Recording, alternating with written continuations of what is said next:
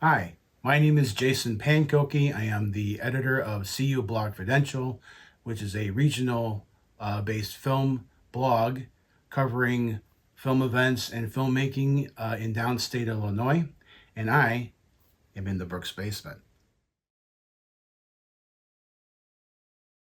I've been wanting to come visit the Brooks basement for a long time. As you can see, the furnishings are very exquisite. And we will start with the one that probably most of you watching will know. It is Alex Cox's Repo Man from 1984. This is the wonderful one. It feels wonderful and it looks wonderful. I wish it glowed in the dark. Edition from Criterion Collection. This was a seminal film that I saw first in college. I didn't see it right away, and saw it with a couple of friends at a late night show where they would just project a good old VHS copy of it in the art lecture hall. It appeals to a lot of people who want to stick it to the man or what is expected of you in your everyday life, how you live, what you do for a living to make a living. It's a very stylish anarchy. I guess that's the way to describe the feel of the movie. And the skull is awesome. This video, which is kind of a successor to the bootleg compilation videos you could pick up at conventions back in the 80s and 90s, is your archetypal, let's string a bunch of vintage trailers together and call it a day. But it's definitely a nostalgia trip to watch this. It's a double nostalgia trip for me because having lived in Champaign-Urbana, a college town, for nearly 30 years, my go-to place to rent videos, buy used videos, etc. was named That's Entertainment, that existed in the campus town area right next to the heart of the University of Illinois. The video store went out of business in 2015, and of course, people like me, that's just a magnet to draw us in to go pick out some treasures before the store is no more. And this was one of the videos that I picked up at the time. I still have it to this day, and on occasion I still put it in because it feels good. And speaking of the University of Illinois, which is definitely not a film school or has a film school, very industrious students back in the early 1970s produced, which was probably one of the very first feature-length student movies to ever be made on a college campus. And in this particular case, it's called Shot, previously issued by Sony on VHS as Death Shot, kind of a one-off project for a student group called Cinema Guild. The neat thing about this, other than being a time capsule for folks who lived in Champaign-Urbana at the time, who were students at the time, or even students who somehow worked on this movie, is the fact that it's a very interesting action film, cops versus drug dealers, where practically all of the main characters are shifty in their own interesting or lovable ways. These kids went all out to make this movie. They made it in the space of 5 months, shot it before Thanksgiving of one year, premiered it in March the next year, took out a cheeky ad in the local student newspaper where it was the Best Picture winner of 1973. Of course, in real life, The Godfather won that instead. C'est la vie.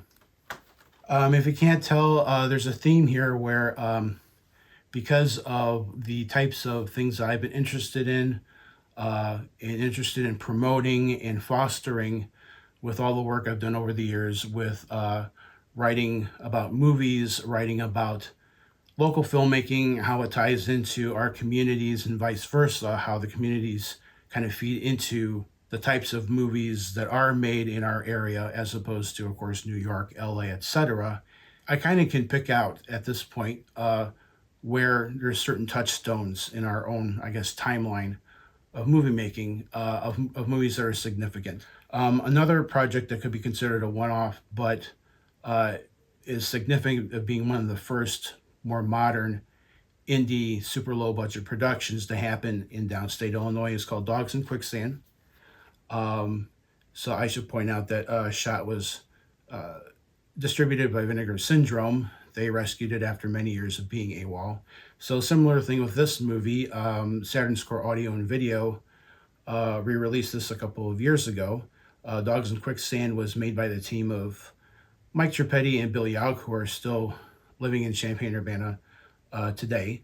And this was a case where, hey, let's put on a show, let's do this weird, quirky, independent comedy and see how it goes. So it's a murder mystery, small town. Everybody knows what everybody's doing. Everybody knows who's sleeping with everybody else. But when one of them gets murdered, who done it? And it's really cool that Saturn's Core decided to pick this up and re-release it. We can see from reviews online that people who are discovering it for the first time really dig it. And I had a small role in this label finding this movie. This is also the first video in many years that I personally had a hand in, as in designing the nice, sleek black and red booklet. I did not design the cover, but I did take my cues from the cover, and this kind of feeds into my lifelong profession of publication design, and it was really cool to be able to do something for a home video release, again, for the first time in many years. And I have continued an association with Saturn's Core, and someday we'll talk about the other ones that I've worked on too. Now, a movie that is seminal for a lot of horror fans and a lot of fans of a particular square-jawed actor, of course, is Evil Dead 2, originally subtitled Dead by Dawn when it was released in 1987. Bruce Campbell is kind of integral to the early history of alternative film showings and movie making in the 90s, 2000s. I worked on retrospect film showings back when movie theaters were still showing film. I helped program several genre film festivals, including a couple of horror film festivals, which included a very battered but very fun Evil Dead 2 print that was shown on like the largest existing screen in town. Okay, last one is going to be a twofer. I kind of had a fascination with not comic book movies as in the ones that everybody goes to see, like DC movies and Marvel movies and stuff, but independent comics, and especially comics are a bit anachronistic, getting the film treatment. So here we have two of the better and lauded versions of that sub genre, Terry Swigoff's Ghost World and American Splendor, based off of the comics by Harvey Pekar. And Zwigoff and Daniel Clowes, it kind of created a weird, slightly kitschy, slightly cool retro world of weirdos and misfits who live their lives, and we get a peek into what their idiosyncrasies are. Thora Birch and Scarlett Johansson are the two main characters in this movie. I believe it is Steve Buscemi is the record collector. Yep. And really on the flip side, you have Harvey Pekar, who was a very nondescript clerk for his entire life, working a desk job. But on the side, of course, he became famous within very limited circles for creating comics about his humdrum everyday life, mainly collected under the banner American Splendor.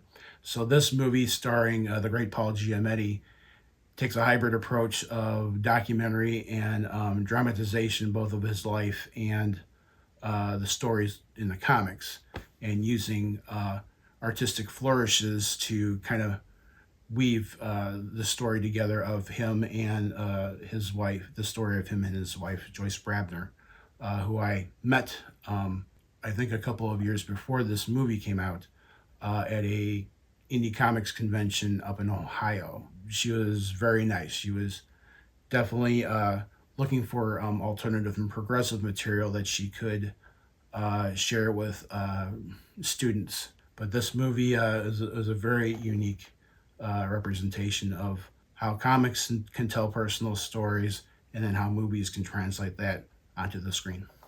All right, and I have a special coda just because of the timing of being here in the Brooks basement. Last night was in Champaign-Urbana was the final night of the long-running Roger Ebert's Film Festival, which he co-founded and hosted for many years up until his passing in 2013. So the film festival wrapped up last night with a showing of Rob Reiner's The American President, starring Michael Douglas. World-class presentation with the sound and projection, and a beautiful 1,500-seat theater. What more can you ask for as far as the upper echelon of what it means to go to the movies. So I dedicate this episode, I guess, to both the memory of Mr. Ebert, who in his own right was influential in leaps and bounds in the world of film criticism, as well as the memory of the Roger Ebert Film Festival. We will remember them forever. And I thank Paul Brooks and everybody else